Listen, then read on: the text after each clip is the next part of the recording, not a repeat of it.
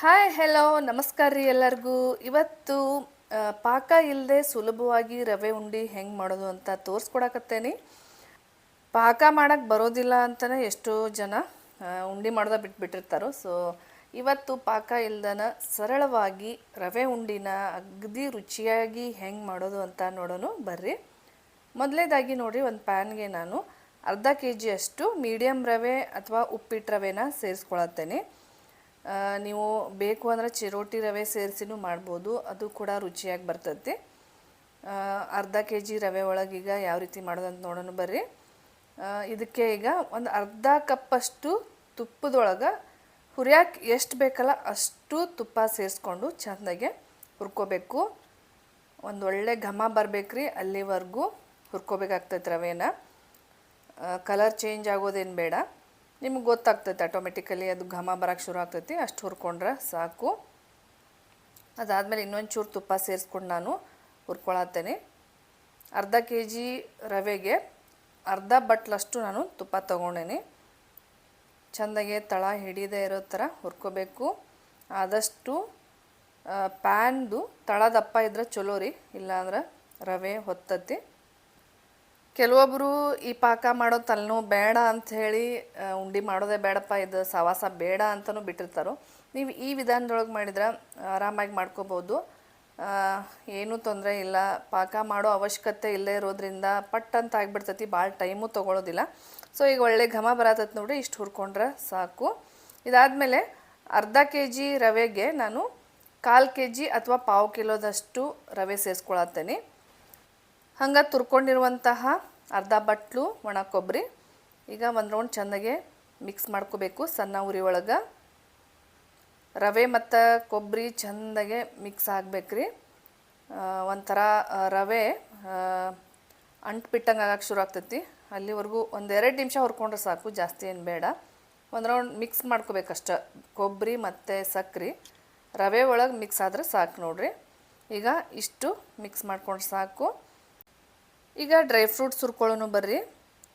ಅರ್ಧ ಕಪ್ ಒಳಗೆ ಎಷ್ಟು ಉಳಿದಿತ್ತಲ್ಲ ಅಷ್ಟು ತುಪ್ಪನ ಈಗ ಸೇರಿಸ್ಕೊಂಡು ಗೋಡಂಬಿನ ಸಣ್ಣದಾಗಿ ಕಟ್ ಮಾಡ್ಕೊಂಡಿದ್ನಿ, ಅದನ್ನು ಮತ್ತು ದ್ರಾಕ್ಷಿನ ಚೆಂದಾಗೆ ತುಪ್ಪದೊಳಗೆ ಹುರ್ಕೋಬೇಕು. ಇದಕ್ಕೇನು ಭಾಳ ತುಪ್ಪ ಬೇಕಾಗಂಗಿಲ್ಲ ರೀ. ನೀವೇನು ಅರ್ಧ ಕಪ್ಪಷ್ಟು ತುಪ್ಪ ಇದ್ರೆ ಸಾಕು, ಅರ್ಧ ಕೆ ಜಿ ರವೆ ಉಂಡೆ ರೆಡಿ ಆಗಿಬಿಡ್ತಾವೆ. ಈಗ ಡ್ರೈ ಫ್ರೂಟ್ಸ್ನ ಚೆಂದಾಗೆ ತುಪ್ಪದೊಳಗೆ ಫ್ರೈ ಮಾಡ್ಕೊಂಡಾದಮೇಲೆ ಡ್ರೈ ಫ್ರೂಟ್ಸು ಮತ್ತು ಏಲಕ್ಕಿ ಪುಡಿನ ರವೆಗೆ ಸೇರಿಸ್ಕೊಂಡು ಚೆಂದಾಗೆ ಇನ್ನೊಂದು ರೌಂಡ್ ಮಿಕ್ಸ್ ಮಾಡ್ಕೋಬೇಕು. ರವೆ ಜೊತೆ ಎಲ್ಲ ಇಂಗ್ರೀಡಿಯೆಂಟ್ಸು ಚೆಂದಾಗೆ ಮಿಕ್ಸ್ ಆದಮೇಲೆ ಫೈನಲ್ಲಾಗಿ 1 ಗ್ಲಾಸಷ್ಟು ಕಾಯಿಸಿ ಆರಿಸ್ಕೊಂಡಿರುವಂಥ ಹಾಲನ್ನು ತೊಗೊಂಡೇನೆ. ಈಗ ನೋಡ್ಕೊಂಡು ಚೆಂದಾಗೆ ಸೇರಿಸ್ಕೊತ ಹೋಗ್ಬೇಕ್ರಿ ಹಾಲನ್ನು. ಒಂದೇ ಸಾರಿ ಹಾಲನ್ನು ಸುರಿಬಾರ್ದು, ಆಮೇಲೆ ಅದು ಉಂಡೆ ಬರೋದೇ ಇಲ್ಲ, ಎಲ್ಲ ಒಂಥರ ಮೆತ್ತಗಾಗಿಬಿಡ್ತೈತಿ.